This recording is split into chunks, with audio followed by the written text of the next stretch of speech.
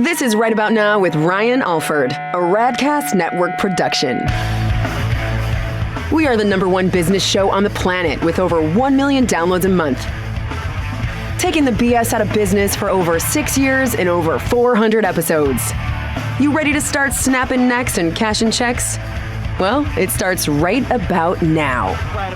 We're taking the BS out of business, baby. Yo, welcome to Right About Now. I'm joined by my good friend and co-host, Chris Hansen, down in Miami. What's up, Chris? I'm ready to run through a wall with that intro, boy. I know. Heavy it is today. Friday, May 31st, our weekly business and news of the world, the U.S., marketing. Hey, if you're taking the BS out of business, you never know where we're going to go.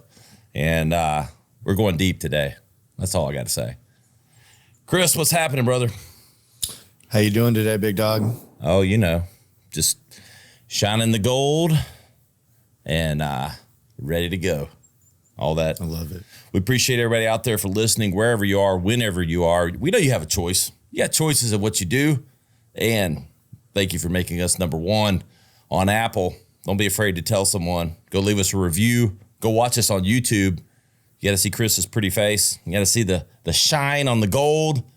You know, the audio you can only kind of imagine. And look, I want Sawyer to stay like gratified, and I want people to send in comments about how juicy this back board is here, the LCD with all of our artwork and the amazing, I don't know what you call that, like fluttering of dots and everything. It's you got to see it to believe it. So, you know, send me some love via DM and say, I love what Sawyer's doing with the show. All right. We got to give him some love. He's done some great work with the set here. I mean, look, Chris, look at the glow in here, man. I mean, I feel like I'm branded. Dude, I'm for the jealous. first time. So, yeah, we I feel appreciate like an everybody. amateur. Yeah, dude. Hey, you got that bamboo. You got the vacay lounge going. You know, we got to keep it organic as well as techie. That's what it's all about. It's about a little bit of both. And so, anyway, we appreciate everyone out there. We hope everyone's had a great week. If you aren't listening to this weekly, we know, it's evergreen content. You're going to learn something one way or another. But we like to sort of bring you today's headlines we think you should know about. And it's really less about regurgitating the news and more about sharing our opinion and how it might impact overall business. It always has a marketing spin with my background and Chris's background. And, ultimately, I do like to remind people, Chris and I own multiple companies. We do have credibility. We're not just commenting for the sake of commenting. So we're running companies, doing these things and leveraging a lot of the things that we talk about and counsel about. So just know that. And Chris, I mean, I know no one more credible than yourself, in how we beat up other people's articles.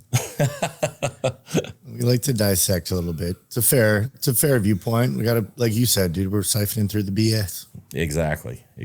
Anything of note on the local level in Miami that anyone should know about or hitting your radar this week, other than heat?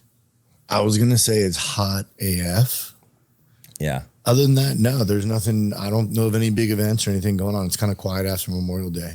Yeah, exactly. I've got kids out. I mean, it feels like summertime. It's heating up here in South Carolina. We're in the lovely Greenville, South Carolina, the #4 best city in America to live in. We'd love for you to visit, but we don't want you to stay. Someone on the Greenville Council is going to send me a message for sure. But we really appreciate you promoting the city, but could you tell people not to not come? Stop, refrain from discouraging the movement. So I digress. I don't think anyone's going to move or not move because of me. It's a lovely city. We're thankful to be in it, right here in the heart of downtown on the Swamp Rabbit Trail.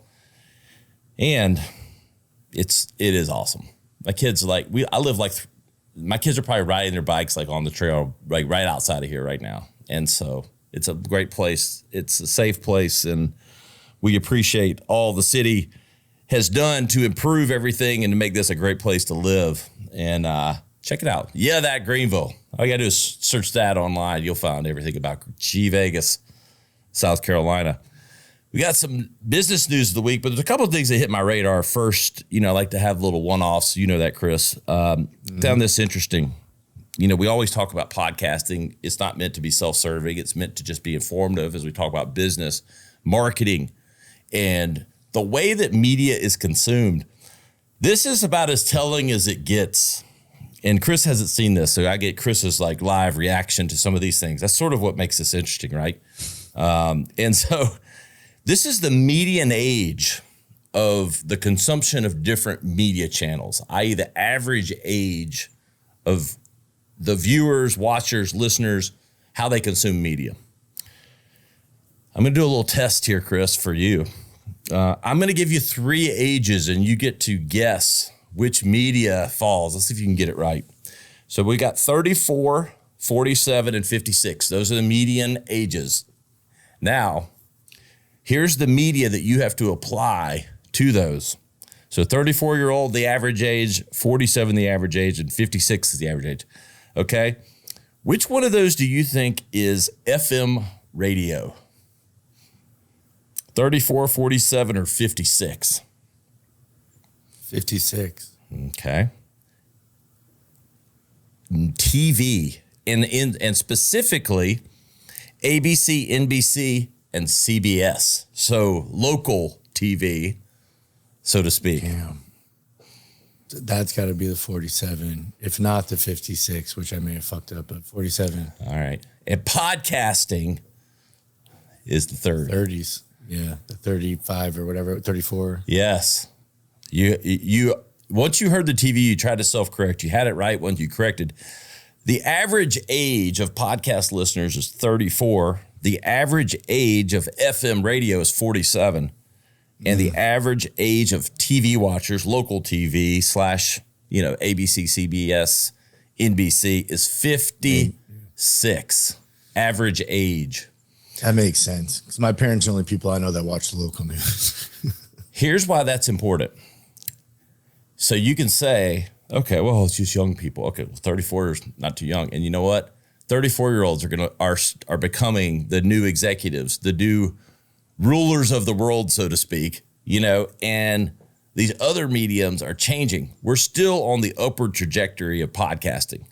And so what does that mean? Well, that means if you're a marketer and advertiser, you need to think about marketing and advertising on these mediums where people's attention is at and where it's only growing. Do you think it's just going to go away? Like 34-year-olds are watching podcasts and aren't really watching television are going to suddenly stop listening to podcasts, watching podcasts? No, it's just going to increase because it's the new norm. Now, will there be new mediums that come along just like podcasting came along? Of course there will. But the reality is, we talk about being right about now, is this is on the rise. And this is how people consume media, education, information, entertainment. And so, again, there's some irony and what do you call it, being a little meta, podcasters talking about podcasting media. But the reality is it's important, and it's in a business stat, and it's growing. Any surprises there, Chris? My only question is, you're that median middle age, bro. Are you an AM FM guy? I know you're nothing average, bro. So. I skew young. Love that AM FM NPR, 34. Don't you? I turned 39 for the 7th year in a row. What are you talking about? Yeah. I know you hop in that car and you put on NPR every morning. You love that. Yes. No. I haven't listened to FM radio it accidentally comes on when I hit the source button. Yeah, before Apple Play connects, I'm trying to get to. I listen to satellite radio, okay, but it accidentally will hit FM radio for 2 seconds, and I'm like, oh no, I didn't mean to do that. I'm like, yeah, horrible. I'm almost apologizing to people in the car. I'm so sorry. It hit FM radio. No, but satellite radio or podcasts in the car for me. So. But I skew young, buddy. I skew young. Young at heart. You're ahead of the game. You're trendy, bro. I know. But in all seriousness, these stats matter for where if you're wanting to reach these audiences and where you see media consumption changing. So important stats. Thought that was interesting. A little bit of a continuation from last week, Chris. I got on the old soapbox, as they like to say. Sometimes I get in the pulpit. I've been known to be a preacher. I'm from the South. It's in your blood, bro. It's like I get up in the pulpit, start talking about things that I'm passionate about. Like we talked last week about basically OpenAI and a lot of this AI capabilities and where the data comes from, which ultimately informs, their magic. They give you the magic answers, but it's informed from sources of media that have spent time, money, and energy collecting that data. Ironically enough, a week later, OpenAI signs a content deals with the Atlantic and Vox Media. Not coincidental here. I think it was all impacted by our comments last week, Chris. Somebody heard our show. Yes. But here it is. The deals give OpenAI added momentum in its quest for credible content to train its algorithms and inform its chatbots, which is exactly what I was saying, right? The ingredients have to come from somewhere. It said it could also protect them from further copyright liability. Both multi-year partnerships include agreements in which OpenAI is able to license the publisher's archived content to train its AI models. And so what's really interesting about this is, whether you know or not, the Atlantic and Vox and sort of all that stuff, they've got a treasure trove of old articles and content. A lot of it which sort of goes like, the Wall Street Journal might too, but the Atlantic and Vox covers a lot of the same stories. So they have a lot of the same content. So they're covering a lot of bases with this deal. And so they're starting to pay for the ingredients, like we said last week. But what I find fascinating is, what about all the other independent outlets? All the other websites.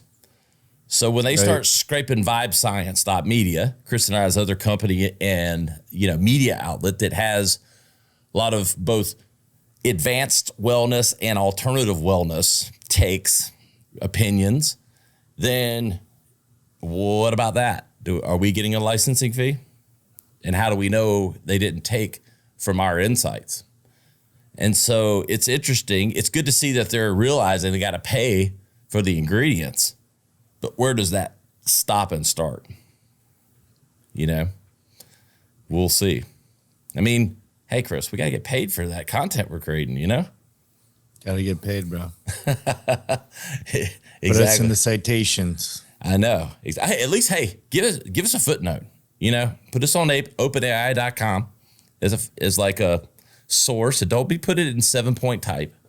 We want 18-point type on the bottom. We want the biggest citation, everything you did in your history paper. But I think you're going to see more and more of that. So I thought it was relevant to the discussion after talking about it last week. So no pulpit on it today, but good enough. This is interesting. All of this sort of playing a little bit in the same sandbox. So some YouTube users, this comes to us from our friends at Marketing Dive. Some YouTube users with ad blockers report that their videos either mute automatically or skip to the end. The reports suggest YouTube is stepping up its efforts to combat ad blocking. All ad blockers, including apps and extensions, are banned under YouTube's terms. As of Monday, many users with ad blockers report their YouTube videos skipping to the end or muting, rendering them unwatchable. So here's the deal. YouTube is providing all this content. It's giving you the access to it. And they got to run ads to support the cost of what it does. That's And so you can have your ad blocker, but what you have to do is you either have to start paying. We either are going to have to start paying for content, or we're going to have to get right with the fact that there's going to be ads. iOS tried to make a major play with these ad blockers and doing all this shit. And I respect it. Look, I get it. Ads are interruptive. It's annoying to users, but you're not paying for this content. So it's, just like television back in the day. And even today, like you could still get CBS, ABC, and NBC with some rabbit ears, you know, but you're going to have to watch commercials.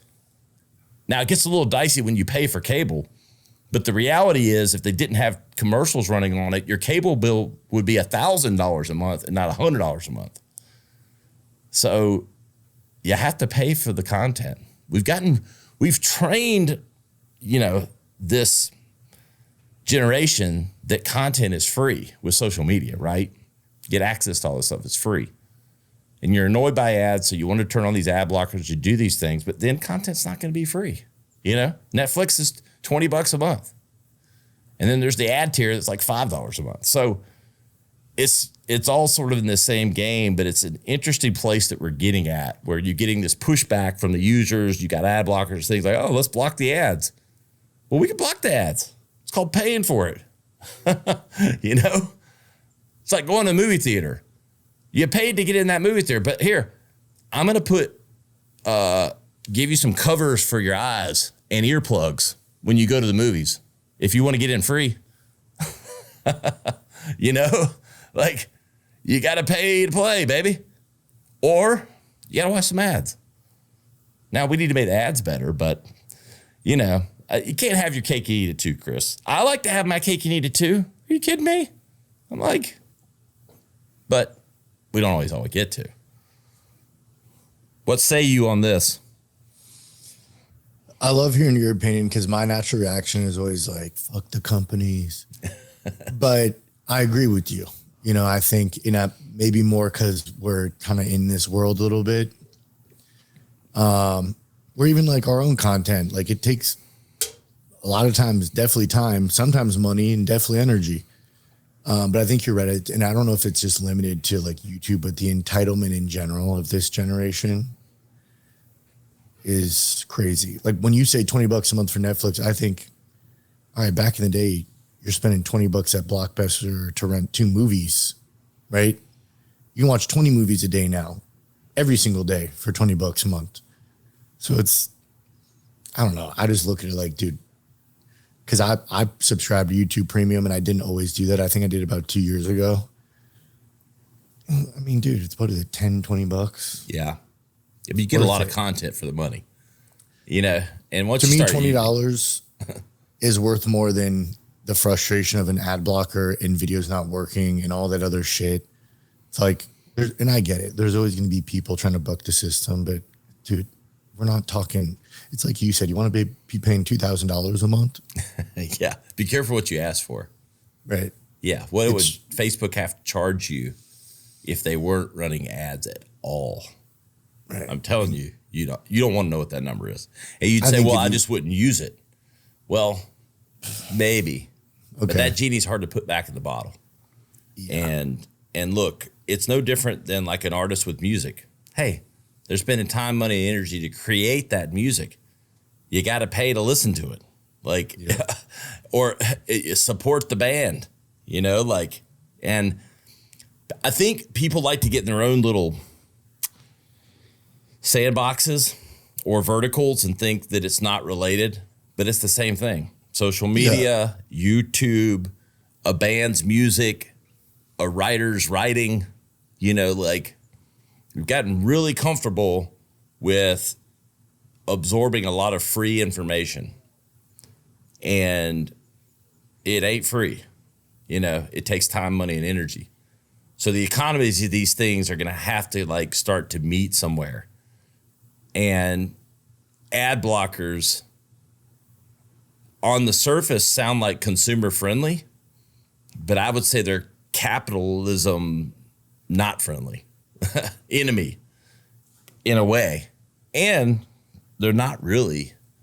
I mean, nobody's here throwing borals at people, but like it's really not right. You know, I mean, it's the equivalent of going on Spotify and playing a stream blocker. Like, I don't want the artist to get paid. Like, I'm going to listen and not pay Spotify and not, it's called Napster. And there's a reason it became illegal. Even if I used it when I was 17 and a little stupid, you know, like, and ignorant to it. But once you sort of realized it and, you know, understood the dynamics. Yeah. Yeah. So we'll see where this goes. But at the end of the day, the ads need to get better. They need to be less interruptive and more worked in. And, there needs to be kind of like commonalities. But the issue with like YouTube is like, I get ads they're not even relevant to me. Like, that's sort of annoying. I could sort of get over it if it's like sort of relevant. But, those wigs, I don't need a wig, man. I got hair.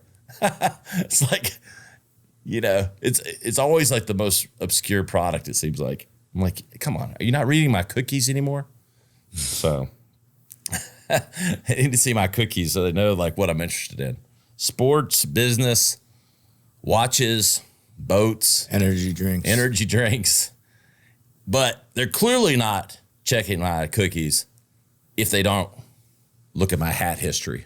Because look, the history is right here. And it's called branded bills. Branded bills. They are. Hey, I don't even mind taking it off.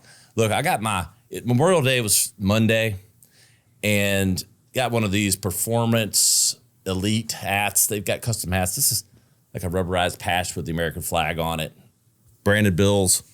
BrandedBills.com, the official merchandise sponsor of the Radcast. I'm surrounded by it here in the studio. This is why you got to watch the video.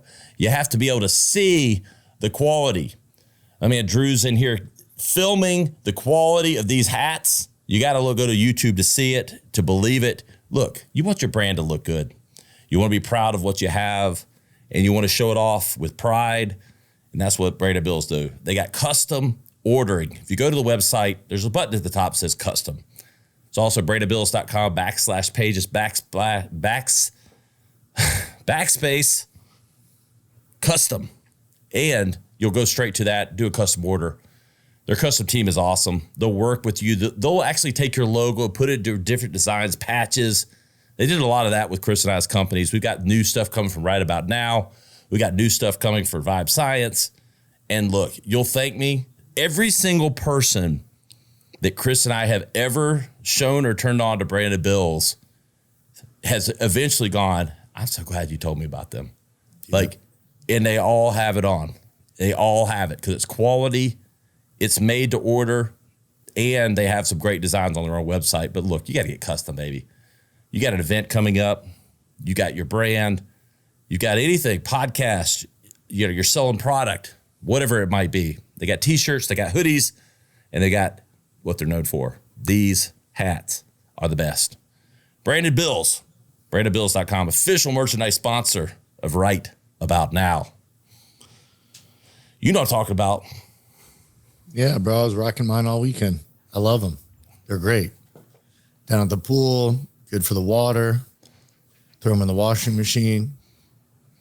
Exactly. I'm ready Look, for my vibe. That's the thing. That's what's crazy. I've washed this hat. I've had this for a couple of years. I throw it in the wash with a little spray and wash or something because it's white. It's got that white camo. It's tasty. You want to keep that thing clean, Yeah. And they wash easier than any other hat I've ever had. And if you notice, I'm a flat bill guy. Just throwing this in the wash, do you see how this hasn't lost shape at all? Mm-hmm. Yeah. Still crispy. Dude, that's where it's at. Thought this was fun. Marketing.Dive.com. Samsung swipes at Apple over controversial crush ad for iPad Pro. This is bringing me back to the day, man. The wireless wars. My career, I was in the middle of Verizon, AT&T. Did you call it that, or was that like I called real it thing? That. I called it that. The wireless wars back in 2005, 6, 7. I'd be working on Verizon, slinging mud at Sprint.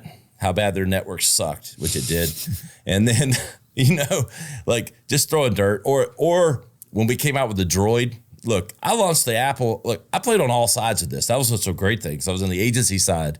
And so we get hired on one hand to help Apple launch the first iPhone, and then literally come out with the Droid campaign. We're helping promote that with other agencies in New York, and the Droid, we had commercials bashing the iPhone, and it was it's kind of the same world, And so we're back to the past here.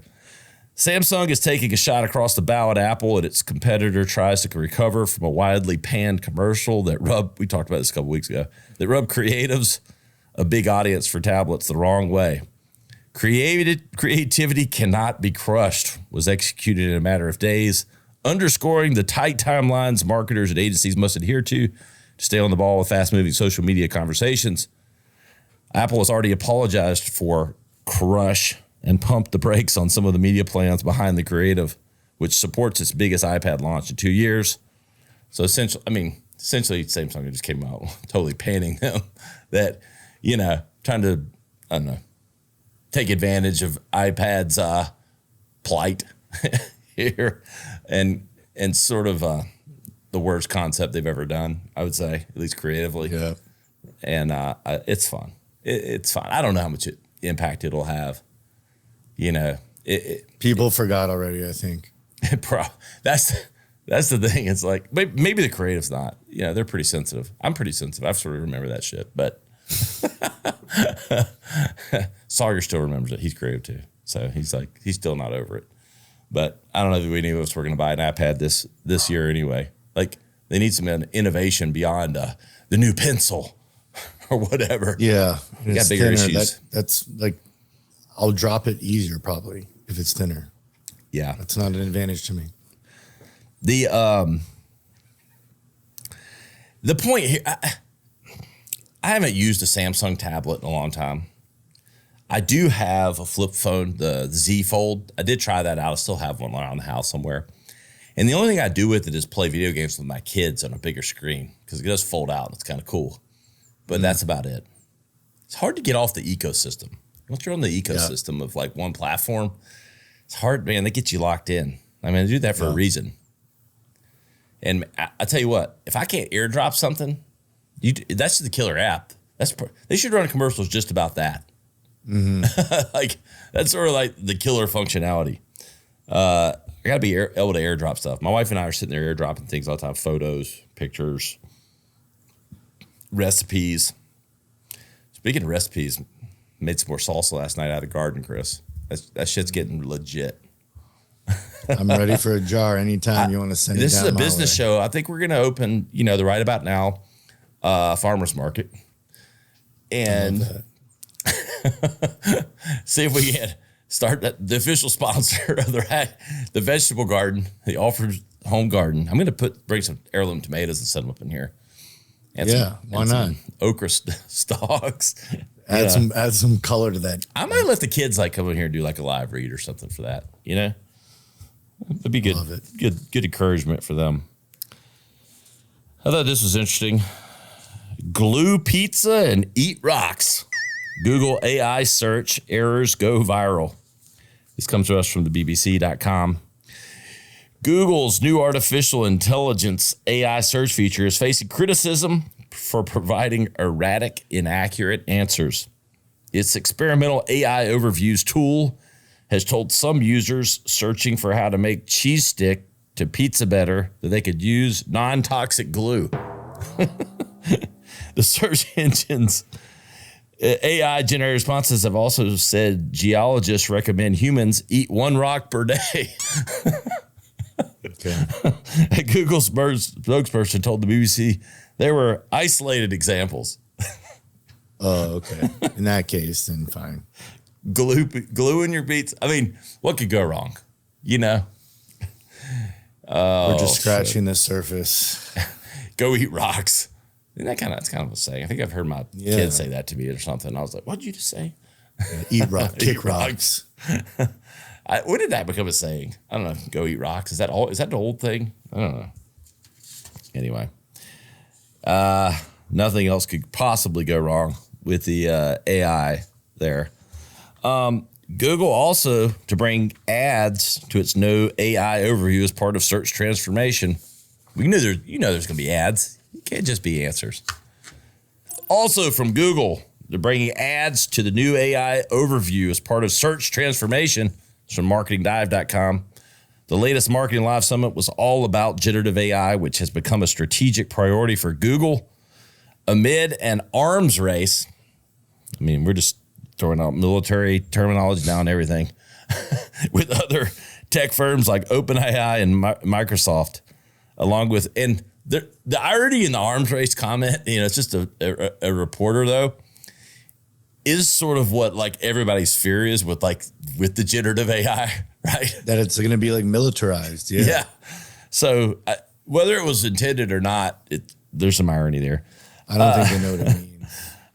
Along with previewing new tools for marketers built around automation, Google said it would soon introduce ads directly into AI overviews, the summaries that have begun appearing at the top of the search results for many users.